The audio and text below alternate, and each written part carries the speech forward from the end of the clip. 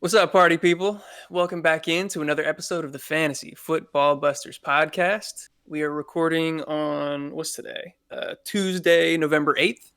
Thanks for being back with us. I am Eric, one of your hosts. I have my lovely co-host over here, William. How you doing today, man? Hey man, feeling lovely. Thank you for the compliment, man. I'm just You got it. excited after it was actually a pretty good week of football, man. There's a good amount of Yeah. stuff going on, some good football being played, so I'm excited to talk about it. Yeah, we had some record-setting performances, some crazy boom weeks in fantasy, so that was really exciting. I want to do a quick shout out to some of the people that have engaged with us the past few days because we really appreciate that. We want more of that. So Ryan H, thank you for hitting us up for some of the start sit questions. Anthony Lepiscopo, I hope I'm saying that right. Thank you as well. You had a sit start question. Taylor Wolf hitting us up for trade advice. We'll probably talk about more of that kind of stuff when we get to our buy sells. CC also talking about trades, and our boy Charles Hill was also hitting us up during the week. So thank you guys for that. Keep it coming. And anybody else that wants their sit start questions answered, trade advice, any sort of fantasy advice, hit us up, whether it be in the YouTube comments, TikTok comments, Twitter DMs. All of it's available, and we're ready to help you guys out. So thank you all for that. But let's get into our week 9 recap.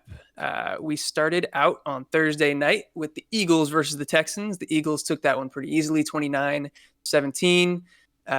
Pretty much what we expected there. Do you have any big takeaways from this game? The biggest takeaways are that the Eagles are really, really, really good, but it seems like some of Yeah, their upside is going to get capped because of how good they are, really. Because Jalen yeah, Hurts looks great, but his fantasy upside isn't going to reach that super high end because they're blowing teams out. So when they blow teams out and he doesn't have to do anything in the second half, it kind of caps him a little bit. Miles Sanders did exactly what he was supposed to this game against a terrible Texans defense with 17 carries for 93 yards and a touchdown. He just did everything he was supposed to do. Dallas Goddard, somebody that I had highly touted before the season started, able to just be a stud. He leads the team in snaps and targets, and even though they got a really talented receiver core in A.J. Brown and Devontae Smith, he still continues to get his in this offense. So Dallas Goddard's looking like a stud tight end, locked in going forward. Uh, and then we got A.J. Brown, who, as efficient as he always has been his whole career, got four catches, 59 yards, and a touchdown. But Devonta Smith not really able to get anything going again this week, so a bit of a disappointing week out of Devonta Smith.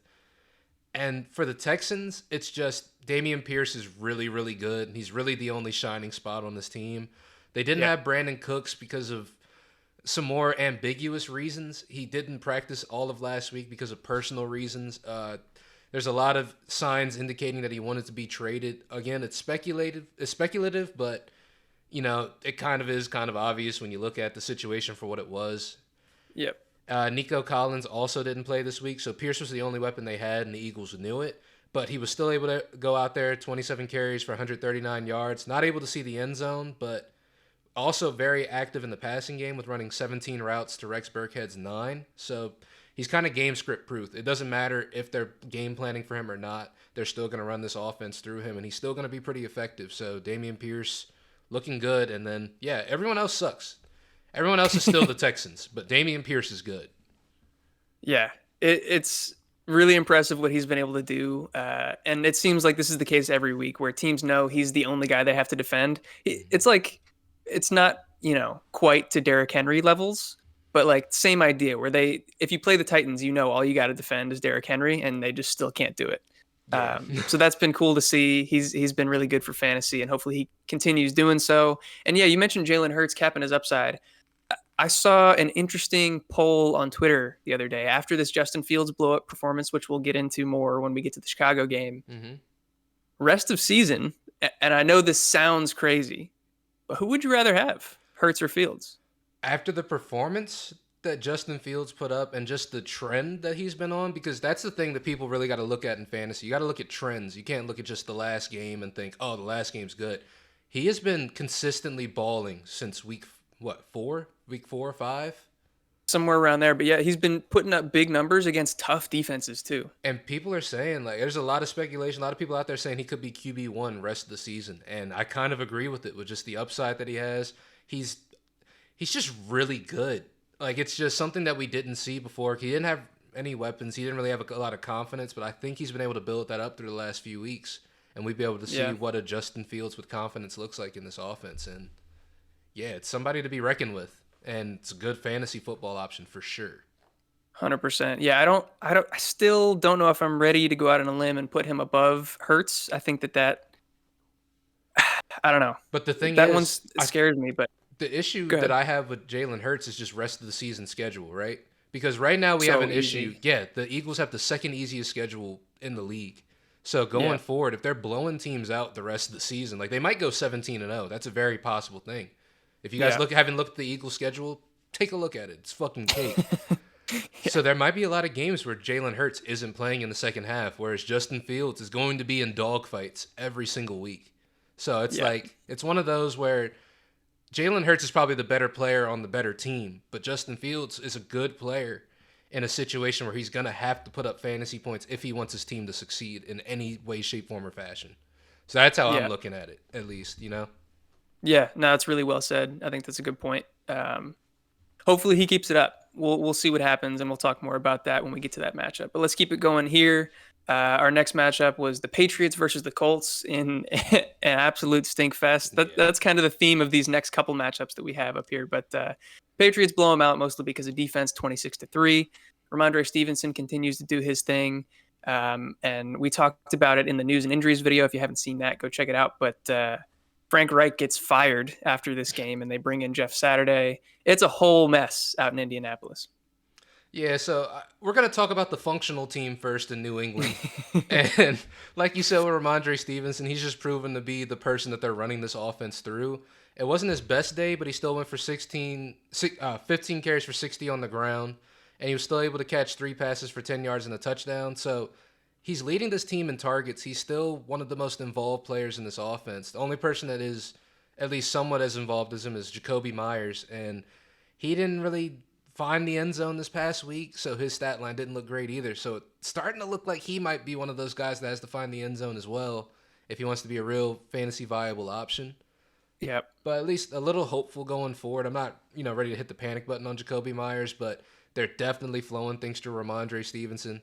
Also, game script may not have, helped Jacoby Myers too much, so not going to give him True. too much there.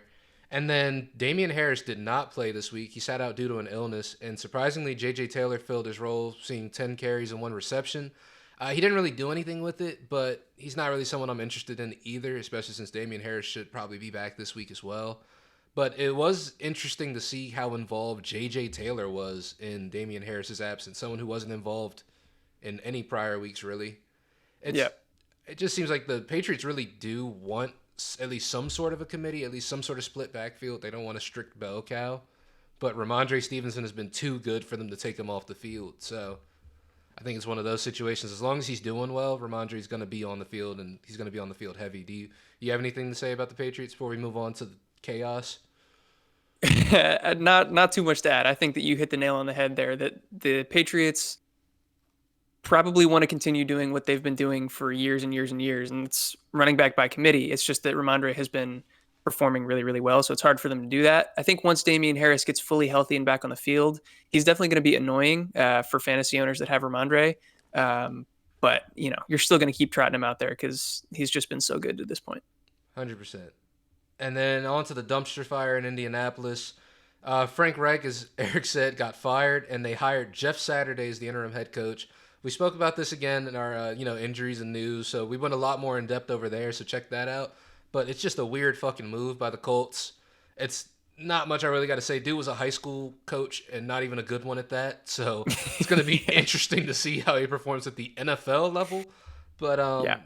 yeah, moving forward, everyone was on Deion Jackson this week, so of course he's gonna disappoint. Um, he had 11 carries for 23 rushing yards and 2 receptions for 13 receiving yards before leaving with an injury.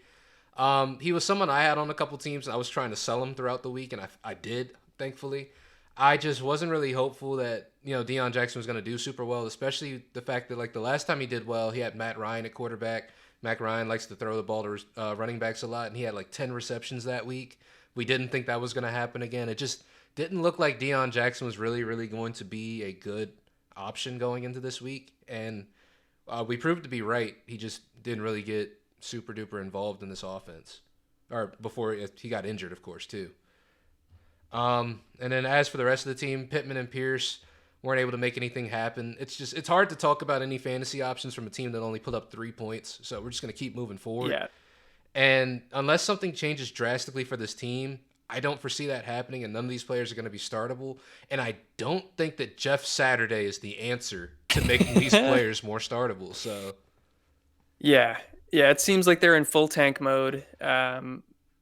We kind of mentioned it in some previous videos as speculation, and it still is speculation, but I think the chances are growing even higher that Jonathan Taylor might get shut down for the rest of the way. I don't think this team wants to win any games. At least, the front office. Obviously, the players do, but yeah, it's a rough situation. Shout out again to Anthony Lepiscopo. I hope I'm saying that right. You asked Deion Jackson or AJ Dillon in PPR this week. The answer was it didn't matter. They both sucked. So congrats, you won. I hope that the rest of your team fared better than either of those guys. Yeah, but let's. You don't want to be in a let's situation where you're banking on either of those two. So yeah, hopefully the rest of your team was solid. Yeah, we'll move on to the Lions and the Packers game that AJ Dillon took part in. This one, the Lions, surprisingly or unsurprisingly, I don't know. The Packers have been terrible, but they beat the Packers 15-9 in just a horrendous game overall. The highest fantasy scorer on the Lions was Jared Goff with 11 points. Yes. Overall, this was just a terrible game for fantasy. So, yeah, I'll let you take it away with your takeaways from this one. Yeah, highest fantasy score was Jared Goff, yet they come away with the win in this one against the Packers. Somehow. Yeah, it's weird. And the issue with this team that I have, the biggest one, is DeAndre Swift. I don't understand why they haven't just sat him, let him get healthier. They just keep putting him out there. He's not getting good touches. He's not getting meaningful touches. He's just getting put in harm's way and getting at risk of getting injured again. And it's just hard to be hopeful for him to improve much going on rest of the season when they just keep putting him out here in these positions where he's just not able to really recover. Like if they sat him for a couple weeks, yeah, maybe I'd say rest of the season when he comes back, he should be better. But right now it's just they're putting him out there. They're letting him get hurt a little bit more. He's getting hobbled. They're taking him out the game. And they're like, oh, we'll try it again next week. And it's just, I don't know what Dan Campbell's really doing. I liked him to start the season out. Now he's starting to look like, he's kind of a fucking idiot over there. Yeah. I think at the press conference he was like, "Man, this was exhausting. I just want a beer." So I guess he's a coach that everyone wants to have a beer with, so that's why he's cool. But I don't want to have a beer with him if you're gonna be doing shit like this, man. It's frustrating. And then the other running back in this backfield, Jamal Williams, he was able to get 24 carries, which looks good on paper until you see he took that for 81 yards. So he's continuing to not really be efficient in this offense. It's been sort of ever since his boom week, he just has not been efficient at all in this offense. And it's just not really encouraging for the backfield right now. I'm not really sure. It seems like this team operates at best when these two are both at full health, and we're just not going to get that for a while, it seems, because they're mismanaging DeAndre Swift. And with Amon-Ra St. Brown, everything looks good on a metrics, like underlying stats, all of that looks good. He's leading the team in snaps, routes run, and targets by a wide margin. But the usage is there, but the production just isn't. He only had 4 catches for 55 yards. So with underlying usage like that, you hope that, he's just going to get better. It's going to end up shining through at some point. He's getting more back to full health. So Amon-Ra St. Brown should be back soon. He's not somebody I'm really nervous about going forward. And then just to talk about another shit show of the Green Bay Packers, Aaron Rodgers is seeming like that thumbnail that Eric made that you guys haven't watched that video. That thumbnail is really fucking good. I love that thumbnail. But Aaron Rodgers is kind of fucking ass right now. He just had what I would consider his worst game as a pro. He threw 3 red zone interceptions. He cost his team the game. There's no way you look at this game and think that anyone's really at fault besides Aaron Rodgers when you see the opportunities that they had. Like, these are 3 red zone interceptions. Those are 3 opportunities to put up points. You kick field goals in any of those situations, they've got the lead in this game. Now, of course, that's extenuating circumstances, blah blah blah. But still, they're at least putting points on the board, and they just couldn't do that this week because Aaron Rodgers was selling the game for him. But Allen Lazard was a bright spot on this team. He saw 10 targets, was able to turn that into 4 catches for 87 yards and a touchdown. He got tackled on the 1 yard line on one of his receptions, so could have had another touchdown too. But you know, the game is the game. And then Aaron Jones left the game early with an ankle injury, so he didn't really do much for fantasy. AJ Dillon also looked like he just didn't know what he was doing out there either. So at least Aaron Jones is looking like it's optimistic that he'll be able to come back. They took him out for precautionary measures. They're going to test him out this week and see how he does. But it's just hard to be optimistic about anybody on the Packers except maybe Alan Lazard just because of how much he's getting used. Do you have anything you want to say to wrap up this matchup? Not too much new information. Like you said, Lazard, I think, is somebody that's worth starting going forward. Probably the only player on the Packers that I'm willing to do that for until Aaron Jones gets back healthy. And you talked about Amon-Ra St. Brown. Like you said, the metrics, the underlying stats have all been really, really good for him. I'm hoping that the biggest problem is that he's still not fully recovered from his ankle injury. Mm-hmm. They did rush him back a little bit, and ever since like the first, I want to say 3 weeks of the season before he got hurt, his A dot was fairly high. I think it was the highest of his career, and then since he's come back from the ankle injury, that's dropped down by a few yards, and I think that's partially responsible for his lack of fantasy production. So hopefully True. he gets back to healthy, and that goes or his production goes back up. So next matchup, we got the Chargers versus the Falcons. The Chargers eke out a win here, 20-17. I put in here that I just feel bad for Justin Herbert. Obviously, the injuries have been hitting the Chargers hard, but even the coaching staff seems to not want him to do well. And for Atlanta, it was good to see Cordell Patterson back and producing at a high level. So I'll let you take this one away. Yeah, it's like you said, Justin Herbert. You want to feel bad for him because he's missing his top two wide receivers. The two guys Brandon Staley said in that video clip, the two $20 million receivers. Yeah. Neither of them are out there, so that just sucks. And they're playing him like he's Phillip Rivers from 2 years ago. Yeah, it's crazy. It's absolutely nuts. And this team is struggling, and Justin Herbert's struggling as a result of that. And it's just not on him. I don't think it's just this team is just being very weirdly coached. There's a lot of the injuries have been insane for this Chargers team. Honestly, this whole Yeah. division we thought was going to be shape out differently than it has, and it's just been completely different than we thought. Yeah, not at all what we expected. Completely different. I guess on a more positive note, we got Austin Eckler, who's still continuing to have good games out there, able to score 2 touchdowns, one on the ground, one through the air.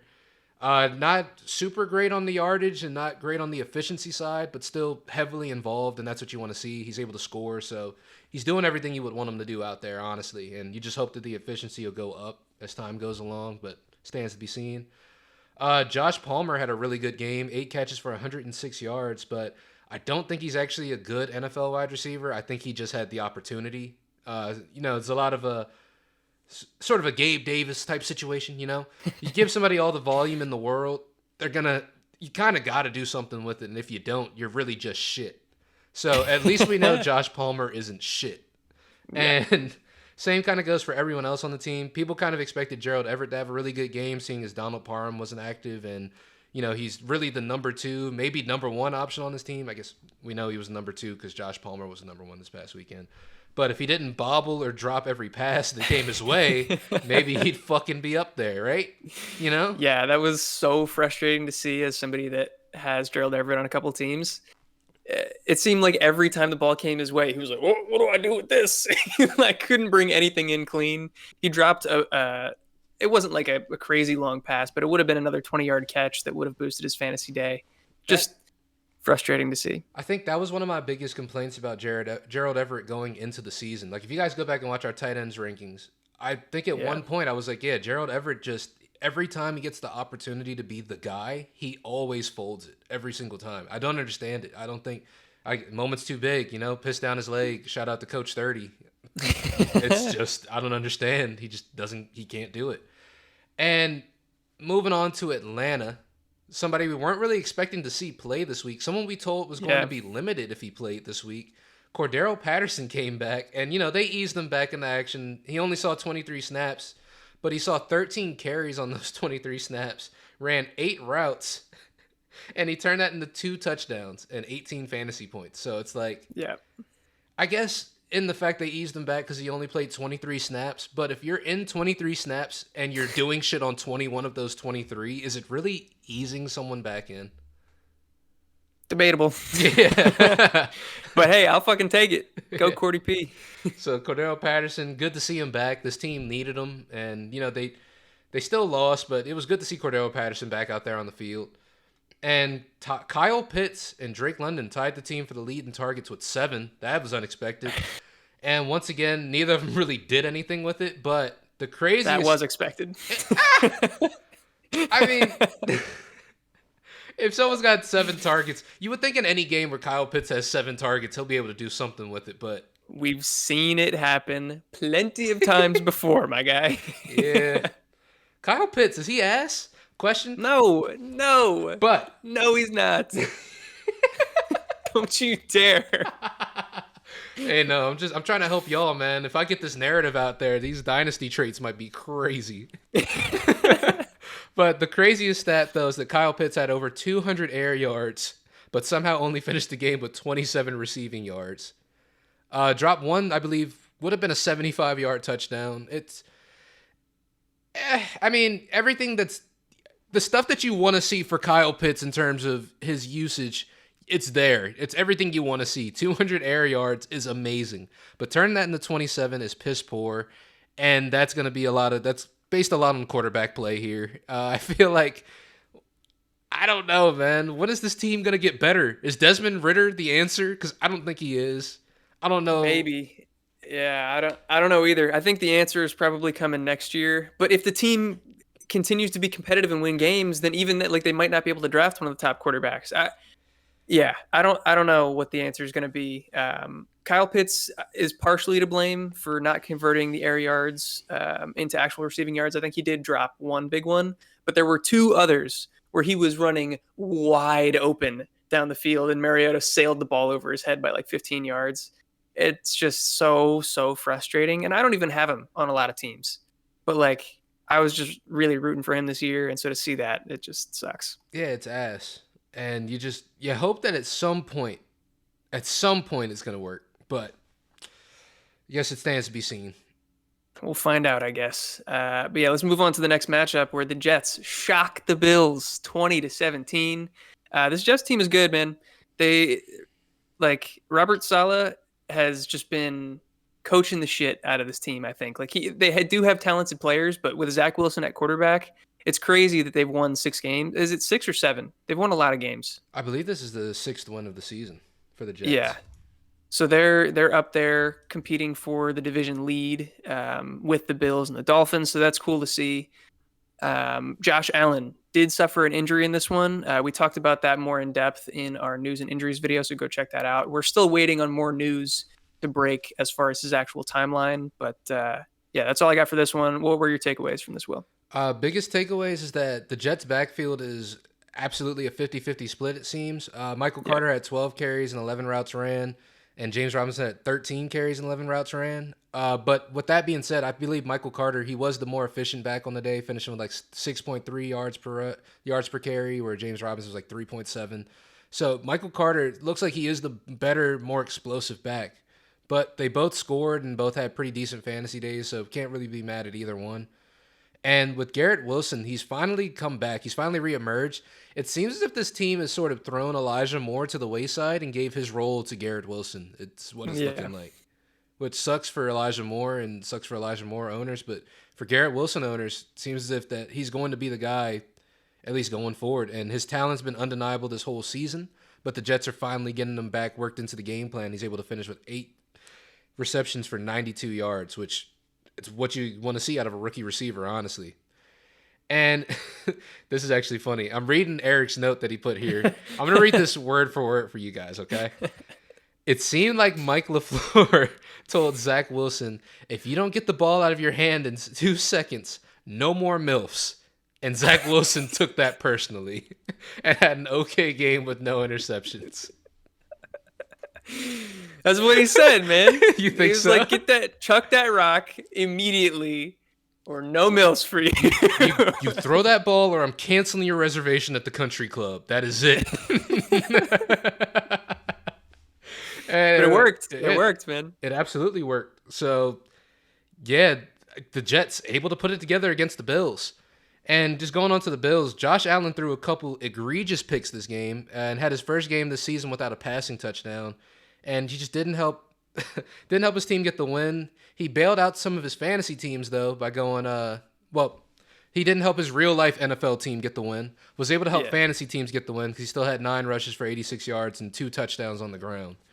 He also sprained his elbow on a strip sack near the end of the game, his UCL to be specific, possibly some nerve stuff going on. But like Eric said, we're not really going to know more about that until they take a look and really give us some sort of evaluation. But they're at least optimistic. Something that Eric had said in the injury news video. The next play, Josh Allen threw like 70 yards. So Yeah. it may not be something that really affects him mechanics wise. It might just be a pain management issue and just seeing how that is going forward. And then Stephon Diggs, able to finish with 5 catches, 93 yards. And he got most of that on a deep bomb on the first drive. So not really the best game out of Diggs that you really want to see, but still able to get involved, still able to make something out of nothing, and still able to have a great game still. And Gabe Davis led the team in snaps and routes ran, but still not demanding targets. So he's out there running routes, but it seems like he's not really getting open, which is something that Eric talked about a lot. He's not a great separator. So he's out there running. He's doing a lot of cardio, but not a whole lot of balls getting thrown his way. And he hasn't caught more than 3 passes in a game since week 1 when he caught 4. Keep in mind, any of the games he's played really well, it's been like 3 catches for like 100-something yards and 3 touchdowns. So it's like when he catches the ball, it's like Will Fuller back in, 2019? Every catch was Yeah. a touchdown for like 8 catches in a row. Some shit Yeah. like that. So, yeah, Gabe Davis, not the best, but again, it's what we all knew. It's what we signed up for. It's a roller coaster. You're just hoping that, volume wins out. But it'll be interesting to see how Gabe Davis gets used forward if Josh Allen isn't able to start. True. Yeah. And then as for the running back room, there's nothing to talk about. None of them really did anything. uh, Yeah. not They got Naeem Hines, didn't really do nothing with him. Touched the ball once, I think. Yeah, so it's just nothing really to talk about there. Yeah. We'll get more in depth on Gabe Davis when we get to our buy sell video. He was on our list last week, so we'll do a review of him and what we think about him going forward. I'm definitely interested to talk about that one. And yeah, just impressed with the Jets, man. Hopefully they keep it up. It's weird that they're not the laughing stock of the league, but I kind of like it. We'll see if they can continue their hot streak. Yeah. We will get into the next matchup: the Vikings versus the Commanders. The Vikings pull out the victory, 20-17 over the Commanders in this one. This was just kind of an ugly slugfest of a game. I watched most of this one. Justin Jefferson managed to score for the first time since week 1, so that was good. But yeah, both of these offense kind of stalled out for like the entire like middle portion of the game. It seemed like they started okay, they ended okay, but it was a weird in between. What did you think of this one, Will? Yeah, it was pretty barren. But Jay Jetta's able to do exactly what people drafted him for: 7 catches, 115 yards, and a touchdown. So he gets no complaints from me or any owners, I'm sure. T.J. Hawkinson, however, the needle has been moved for me for T.J. Hawkinson finally. For sure. They had put out a report saying that when he got traded to the team, they wanted to see how fast they could get him up to speed because they did want to use him heavily. And that ended up not being a joke whatsoever. And I had talked about it last week, bro. I talked about it last week. Kirk Cousins, he loves throwing the big white men, bro. He loves it. It's his favorite thing in the world. So he's got a young, strapping big white man to throw the ball to. Stonks are through the roof. Yep. Stonks are through the roof. 9 targets, 9 catches, 70 yards on the field 90% of the time. TJ Hawkinson, stonks are up. If you got TJ Hawkinson, things are looking good. Yep. And then Dalvin Cook, not able to get anything done in the running game, but was able to have a beautiful one-handed game-winning catch, which saved his fantasy day, killed the Commanders' day. Yep. Yeah, it hurts. As per usual. It's what's gonna happen, to be honest. It is what it is. Dalvin Cook, though, again, saving his day, fantasy day, at the end of the game with a big play. So keep that in mind, Dalvin Cook owners, if you're not feeling great about having him on your team. But with Washington, seems like Antonio Gibson, and Brian Robinson, they just continue to split touches pretty evenly in the backfield. But Antonio Gibson seeing most of the third down and passing work and a lot of the 2 minute drill stuff. So that's at least kind of encouraging, or at least that's where he has the edge there is in the receiving game. Brian Robinson, obviously, more of a downhill first and second down rusher, early down rusher. But Terry McLaurin still leading the team in targets since Taylor Heineke taking over, but he wasn't able to score in this one. He only had 5 catches for 56 yards, which is something we kind of saw coming forward. It's just the games that he's had where he's had really good games, it's always because he's had a big play, and it's not really because of a consistent thing going throughout the game.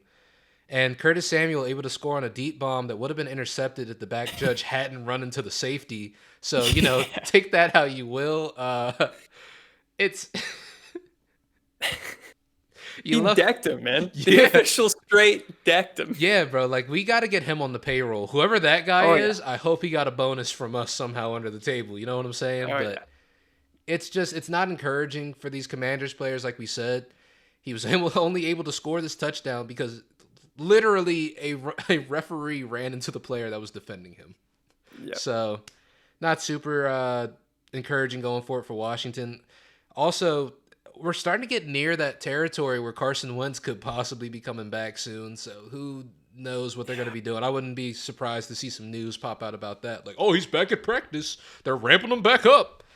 So, Yeah, like clearly the fan base likes Taylor Heineke more, and like I don't blame him. He's fun to root for. He's a cool story, but I think he's second to last or maybe last in the league in like EPA, expected points added at the quarterback position, right there with like Sam Ellinger. mm-hmm. So he's really not performing well. It's showing in the rest of the team. Not many people are performing well. I am a little bit interested to talk about Antonio Gibson. We'll get to that on the buy sells. I think he might be kind of a low key guy that you might want to go pick up.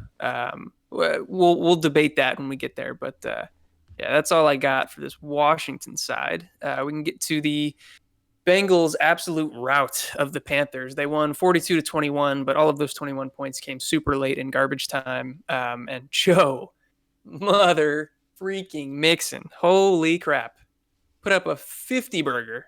Yeah. What is that about? Well, I mean, it's like you said, and we've been talking about every week. Joe Mixon, one of the guys with the highest points expected and the biggest sort of disparity between points expected and the actual points scored. And that regression hit all at the same time, literally all at once. All at once. This was, I think they said it was the second best fantasy performance of all time. I believe that was what they were saying. Maybe from the running back, but I don't know that that's true. I feel like there've been a lot of 50+ point performances. I know the only one that I can think of specifically is Jamal Charles. I know he had like 59 points, but definitely one of the better fantasy performances in history. Hell yeah. And he just did everything. He literally did everything for this team. Put up a Yeah, 50 bomb, 22 carries, 153 yards, 4 rushing touchdowns on the ground, holy 5 crap. catches, 44 yards, 1 touchdown. We haven't seen anything like it this season. It was incredible to see. It was just awesome. And since he did everything, there really wasn't much left to go around. Joe Burrow still did fine just because he had a rushing touchdown. And T. Higgins, he was okay. He had 7 catches for 60 yards, which is still pretty good week. But it's tough to do anything when you got Joe Mixon out here just absolutely having his way with the Panthers. Yeah, Absolutely it was having nuts. his way. And with Carolina, on the Carolina side, we thought Foreman was going to be an amazing start. A lot of people were touting him as an RB1 this week with Chuba Hubbard coming out. But he almost got completely game scripted out after Cincinnati went up 4 scores immediately. Yeah. This was a shit show over there. PJ Walker got benched. I think he finished the day with -3 fantasy points. That's fucking hilarious. Baker Mayfield came in and played pretty fine. But the team's already saying that PJ Walker's going to start again next week, which, it is what it is. I think they're trying to tank, so Baker kind of probably came out and was like, whoa, whoa, whoa, we don't need you coming out here. Hey, hold on. We just don't need PJ out here throwing interceptions every fucking drive. Just go out there and do something. We don't need you scoring. But Yeah. I don't think they're starting with Baker anymore. I think Baker's maybe too good to tank with at this point. Feels weird to say. And Terrence Marshall came back from the dead, able to tie DJ Moore in routes ran and targets, and outproduced him going 3 catches, 53 yards, and a touchdown. I did not know Terrence Marshall outproduced DJ Moore. I'm just finding out that looking at Eric's notes. What the fuck did DJ Moore do this game? Where was he at? Nothing. I All think he right. went 2 for 24. Yep, that sounds about right. This team team struggled. Joe Mixon, I think he watches the pod, bro. He might have watched or he may have heard us, bro. Yep. I think so. That's clearly the most likely option. Yeah, out of the 90 people that watch, definitely Joe Mixon's one of them, bro. He has to be. Shout out Joe Mixon. Keep it up, my guy. Yeah, we fucks with you, dog. Keep it up. Yeah, I don't have a ton to add. It really sucks that in a game script like this, where the Panthers just had to throw the whole game, that DJ Moore didn't do better. So that's wild. And yeah, I can't overstate how amazing Joe Mixon's performance was. That's crazy. 5 touchdowns. I don't know. He's another guy that we're going to talk about again in the buy sell because we had him on it last week. So just as a review, not necessarily whether he's in either category. Because I think at this point, you're not selling him, but you probably can't buy him. He's going to be too expensive. But just somebody to talk about. For sure.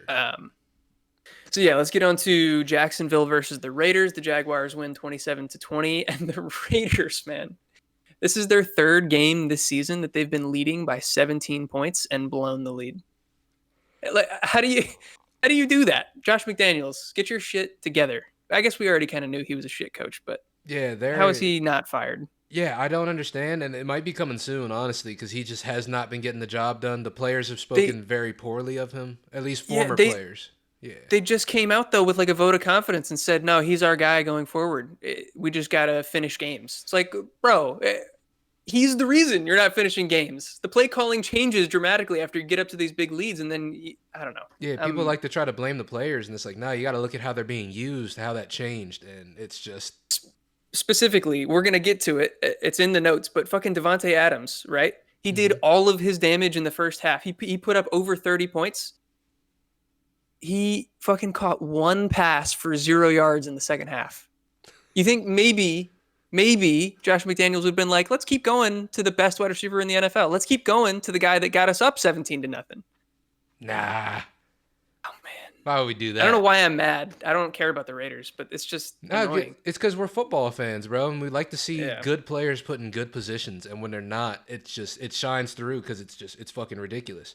But, staying on the more positive end of it for the Jacksonville Jaguars, Travis Etienne continues to thrive.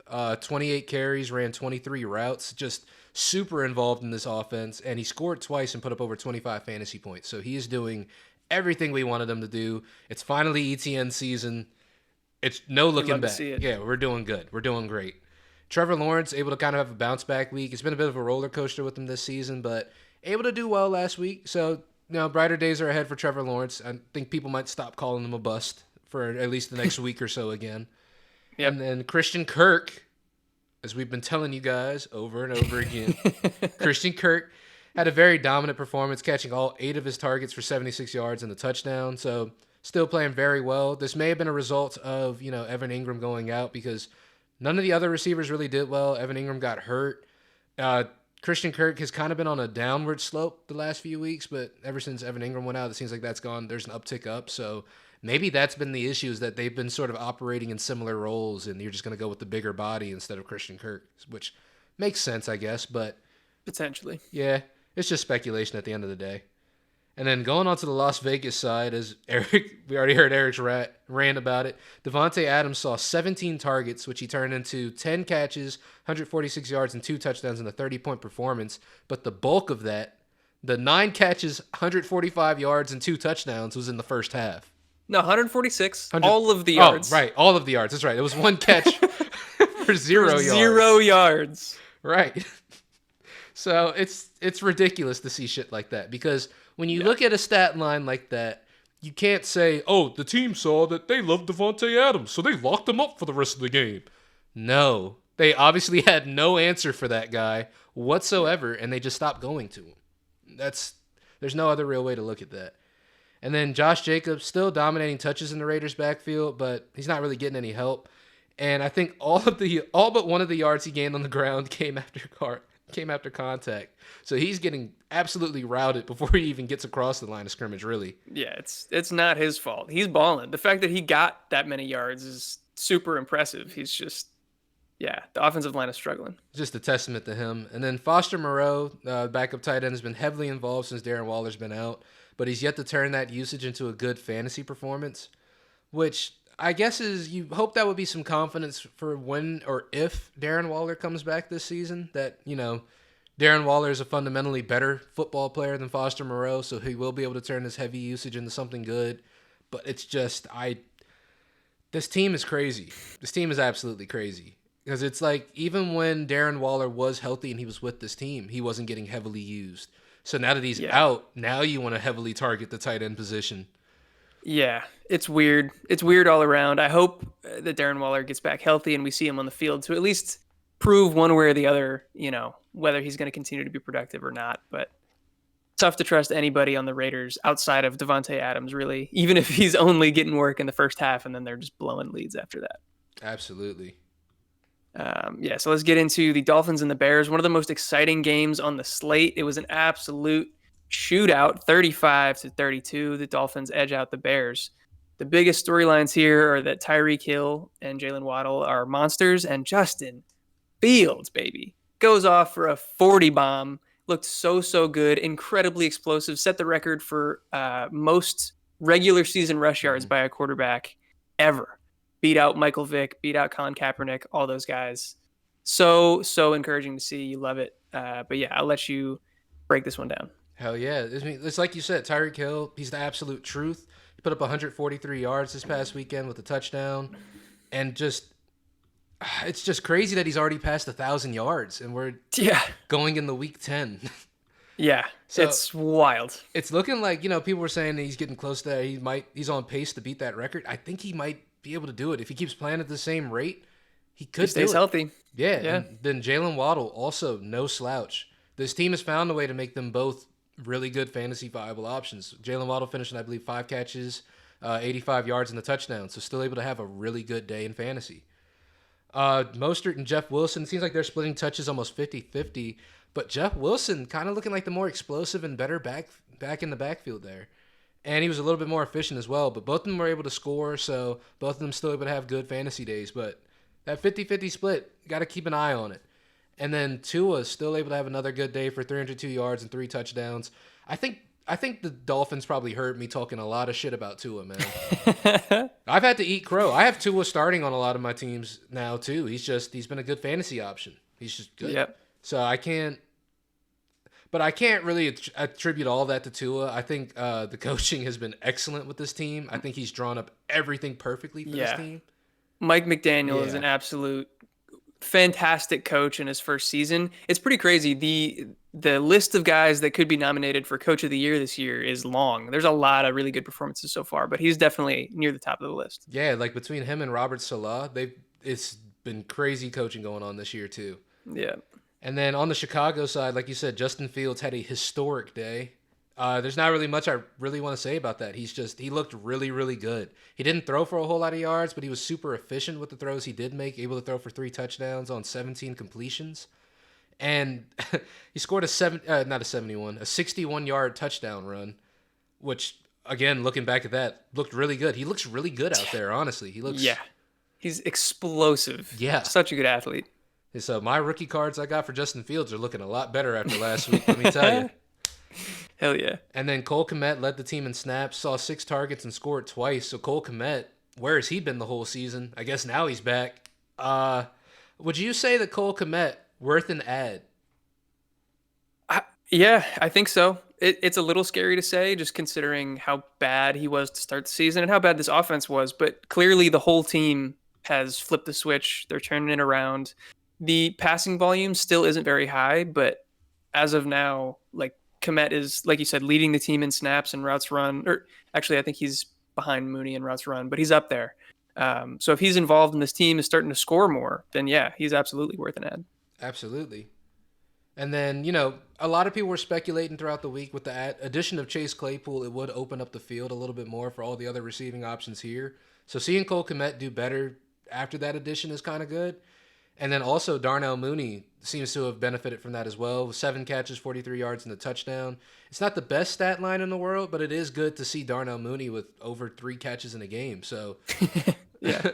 It's nice to see. And then the running backs were both irrelevant because they didn't need a running back to run the ball. Justin Fields did it all himself. He finished the game with Yep. over 178 rushing yards, just going absolutely with 178 rushing yards, just going absolutely stupid. And it's like, if your quarterback's doing that, what room is there for the running backs to really doing that? You know?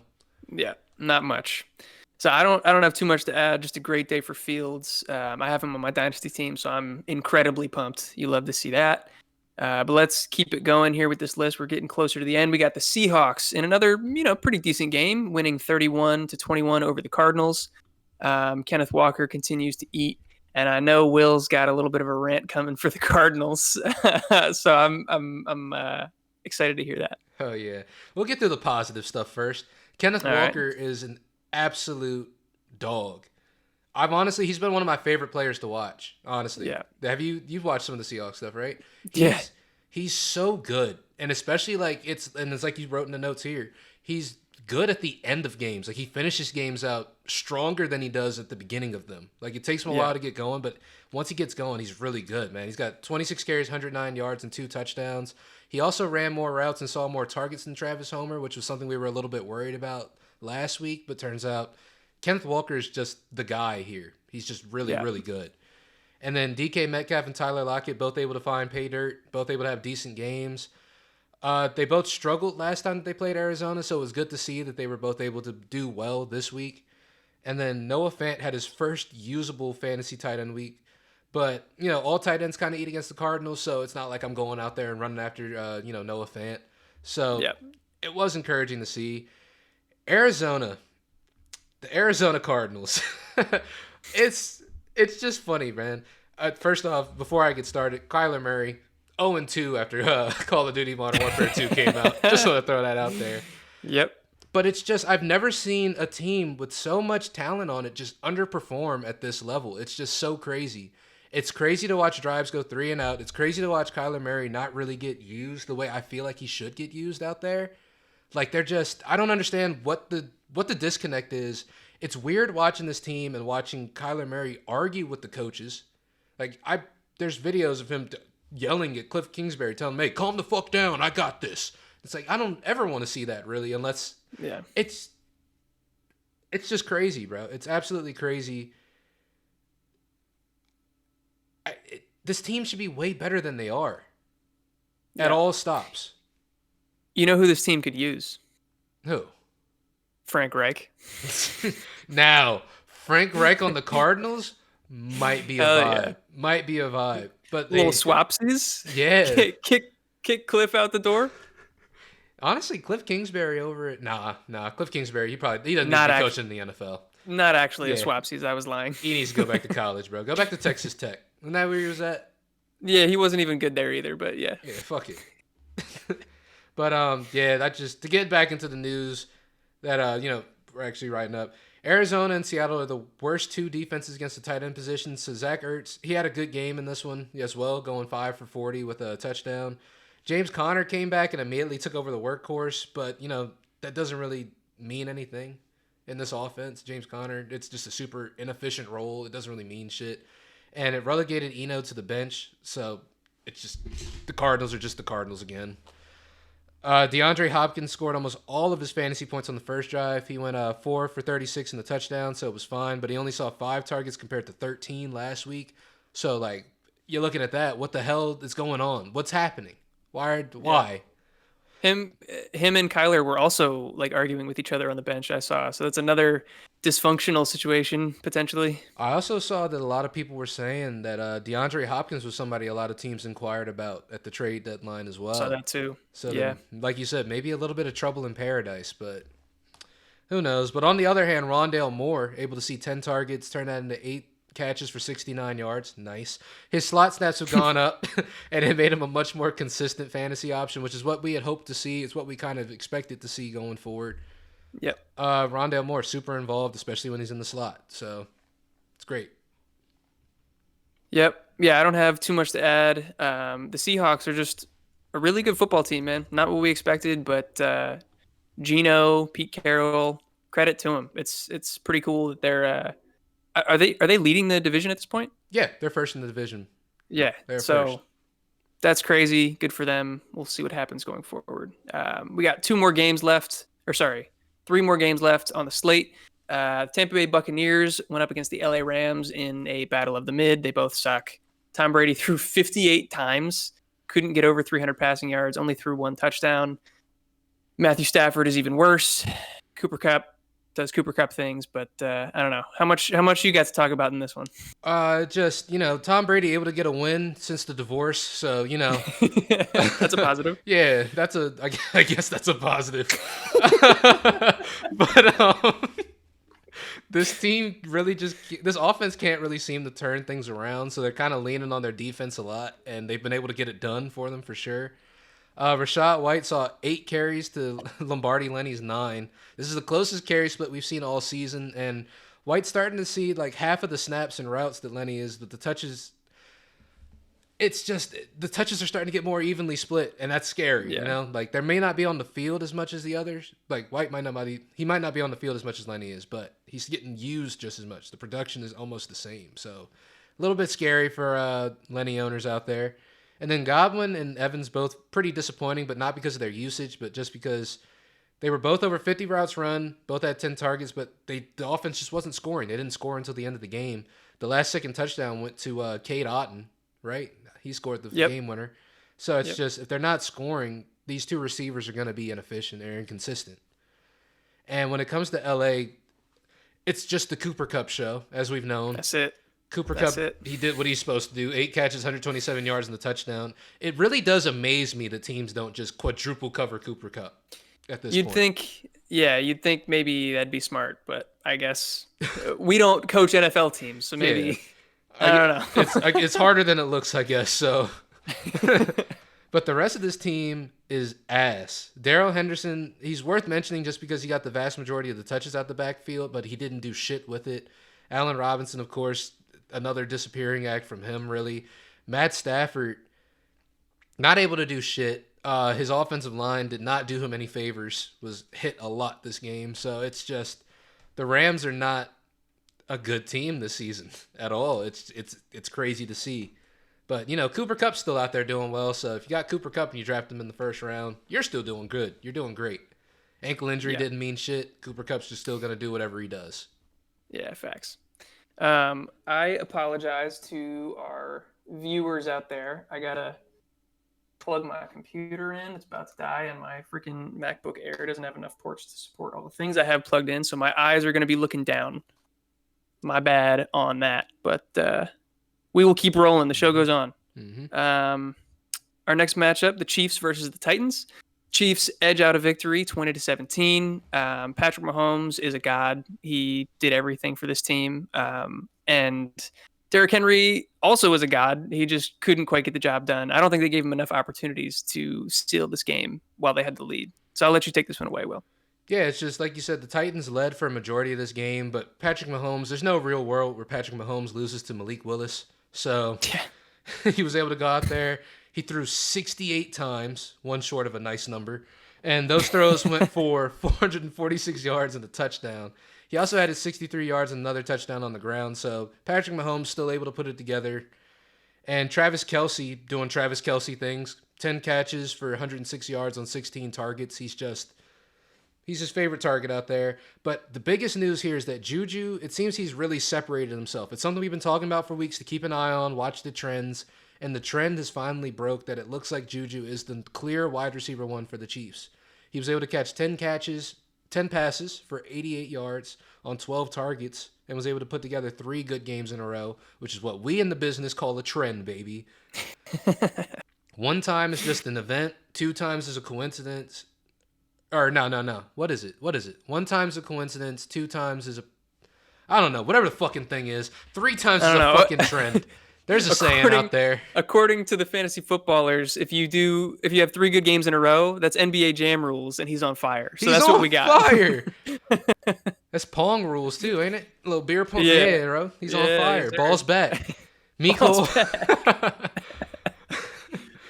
Hardman he was able to score 5 touchdowns in his last 3 games. And he's been a good fantasy option since at least week 5. Looking like Mecole Hardman, at least a pretty good flex option out there. He's been getting a good amount of touches on the ground too. He's been rushing. So yeah, Miko Hardman stunk, slightly going up, and all three running backs combined for 12 carries and 14 yards. So yeah, That was terrible. yeah, That was terrible. that's really bad. That's really bad. And one of those running backs is Clyde Edwards-Helaire. Remember that. Remember that. And then going on to the Tennessee Titans side of all, we got Malik Willis who completed 5 passes. So that's all we're going to talk about for him in the passing game. And we got Derrick Henry, who is an absolute animal, but we already knew that. And they should have leaned on him even more. It should have been a repeat of last week, honestly. But Yep. only got 17 carries, which he turned into 115 yards and 2 touchdowns. And it's just, Malik Willis not really panning out. Not panning out. Yeah, I was a Not the big, way you would hoped. not the way I had hoped. My prediction was correct, though. I will say, I said he would start. That's Never hey, said he would be good. I said he would not start. wrong. Fuck Ryan Tannehill, but it's looking like they kind of need Ryan Tannehill right now because Malik Willis is not ready. Yeah. And yeah, that's it. That's all I really got right there. Yeah, so that'll lead us into our final game on the slate, which just happened yesterday on Monday. The Ravens beat the Saints 27-13. Honestly, not a very exciting game. I watched most of it. I didn't catch all of the end, but yeah, Lamar didn't do much in the passing game. Didn't really seem like he needed to because they got up. Um, yeah, it was a rough game for most of the other fantasy assets in this one. What were your biggest takeaways? This my biggest takeaway was that Lamar had really no one to throw the ball to out here. That's true. Yeah. Because it was a crazy box score for a minute. Because I remember seeing the point where I know you have it written down here too. So I'll just read what Eric has written here. So Lamar only completed 12 passes, but to 10 different receivers. So none of them really had a good game. And at one point I checked the box score and it was Lamar Jackson's completions and it was just receivers. One, one, one, one, one, one, one, one, one. It was Yeah. absolutely insane. It was like it was Yeah. cool to see because it was like, oh, he's spreading the wealth, everyone's involved, but at the same time, it's like, oh, that's ass because there's no one that's consistently doing well out here. He has to Yeah. look across the field every time he's throwing the ball. He has to check every single option because there's no one person that's able to go out here and take advantage of this defense. But on the other hand, he was able to run for 82 yards, but still not able to put together a really good fantasy performance. But Kenyon Drake able to steal the show, putting together 24 carries for 93 yards and 2 touchdowns. So that's good, I guess, for anybody out there who started Kenyon Drake. And then onto the New Orleans side of the ball, Alvin Kamara had a pretty rough game. 12 touches for 62 yards, not really what you want to see, especially coming off of last week's game. You'd hope to see he was involved more, but wasn't able to really turn it into much. Chris Olave is still really, really good. He dominated wide receiver snaps, routes, and targets. He went 6 catches for 71 yards. Not able to see the end zone, but still heavily involved. And then Juwan Johnson had 42 yards and a score, so he did pretty good for a tight end. But other than that, not really great. You would have hoped to see more out of the Saints team, but Andy Dalton really did struggle a bit this game, I feel Yeah. like. Do you have anything else you want to say about either of these two matchups? No, just I hope that Baltimore gets its playmakers back. At least Mark I mean, Andrews. yeah, yeah, they need a focal point of the passing offense because if they played the Saints, they won this game, so I guess it's hard to argue. But like, their offense still didn't look good in a 27-point performance. And they relied pretty much entirely on the ground game, which was also surprising against New Orleans defense, who's been pretty good against the run. But yeah, I just hope that they get back healthy so we can see a more explosive version of the Ravens offense. Yeah, very much agreed. Also, Taysom Hill, I will add, did not do shit this game. We kind of Facts. expect him to do a little bit better with Mark Ingram not being here, but it doesn't matter. He's still Taysom Hill, man. It's a crapshoot. We don't know. Yeah. But I think that will do it for us. That's going to wrap things up for this week 9 recap video. If you stuck with us till the end, we very much appreciate it. Thank you. And if you got anything useful from it, drop a like. That would be very much appreciated. It helps us out a lot. Subscribe to see our next videos coming out down the line. Check us out on all of our different social media platforms. We're on TikTok. We're on Twitter. Hit us up with any sort of fantasy advice that you want, whether it be sit starts, trade advice, anything like that. We're giving out free advice all the time. So yeah, hit us up. That would be dope. Will, you got anything else to say to the people before we get out of here?